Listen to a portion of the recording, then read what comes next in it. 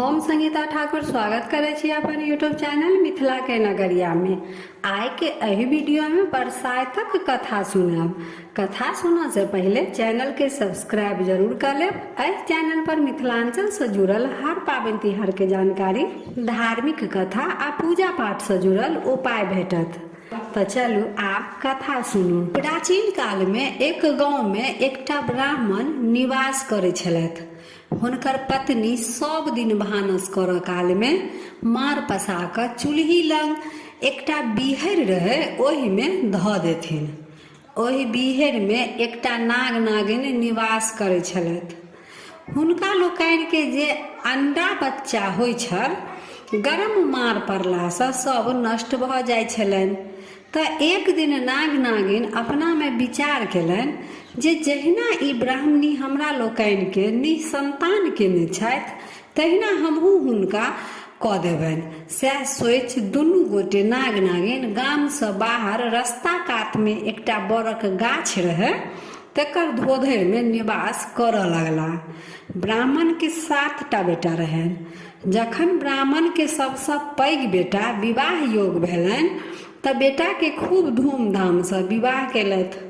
जखन ओ भाड़ दौड़क संग सासुर से विदा भऽ अबैत रहथिन तऽ जेठक विकराल रौद से झमा कऽ ओहि बरक गाछ पर विश्राम करऽ लगला, जाहि में नाग नागिन निवास करै छल।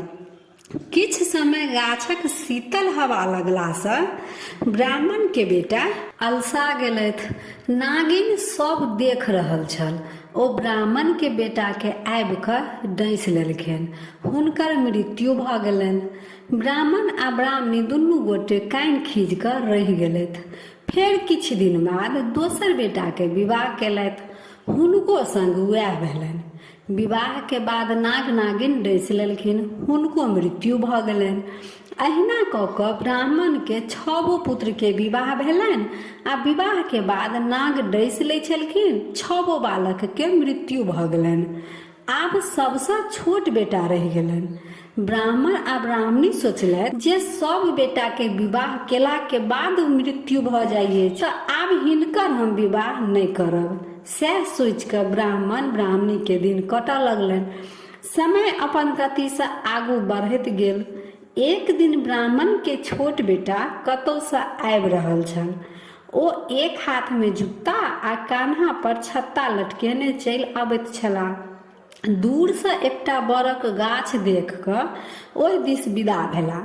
गाछक समीप जहन पहुँचला तऽ एकटा छोट छिन नदी बहै छलै। नदी में प्रवेश करऽ समय ओ हाथक जूता पैर में पहिर लेलनि आ नदी से बाहर भेला तऽ जूता खोलि कऽ हाथ में राखि लेलथि। जहन बड़ गाछ लग पहुँचला तऽ कन्हा परहक जे मोड़ल छत्ता रहनि तेकरा तानि लेलनि आ माथ पर राखि लेलनि। वएह नदी में सखी सब स्नान करे छली। ब्राह्मण बेटा के ई दुनू बात देखि कऽ सखी सब खूब हंसऽ लगलथि। वएह हेर में एकटा धोबिन के बेटी रहथिन।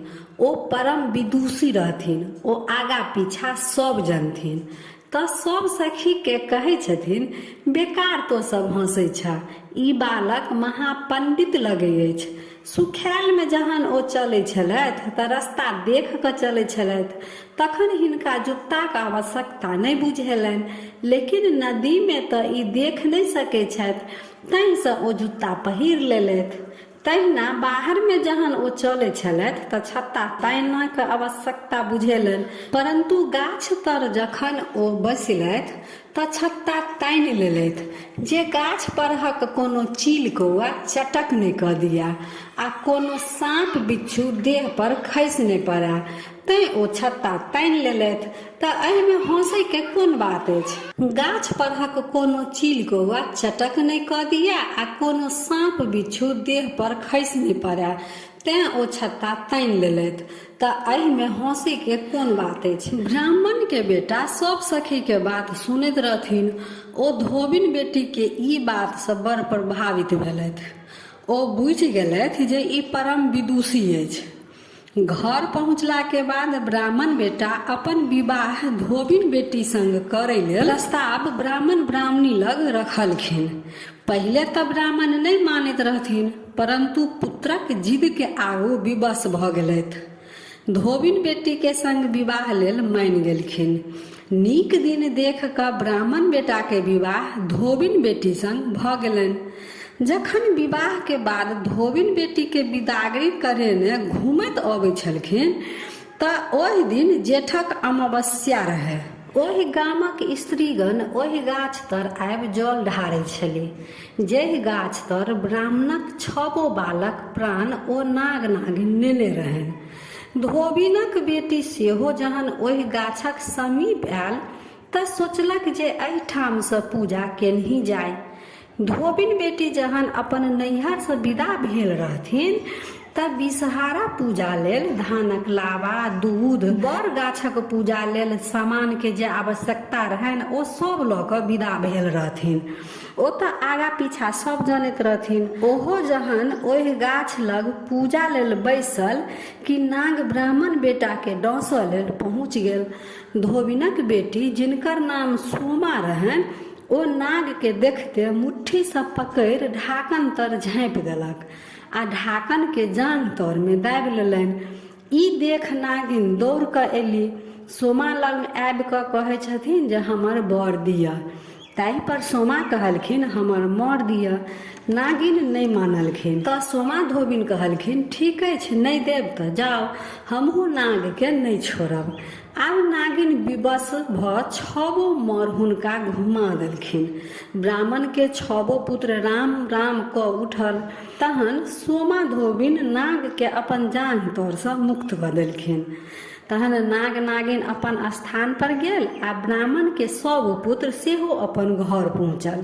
धोबिनक बेटी अपन चतुरता सँ 6 दियादनीक सोहाग घुमा आनलखिन आ ब्राह्मण के उजरल घर बसौलक।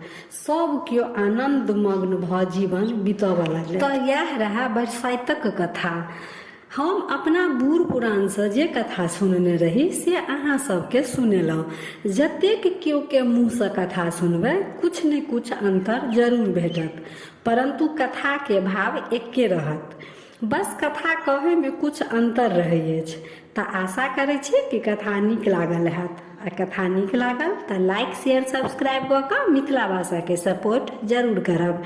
तऽ फेर उपस्थित होइ छी एकटा नया वीडियो के संग। ताबे तक जय मिथिला, जय मैथिली।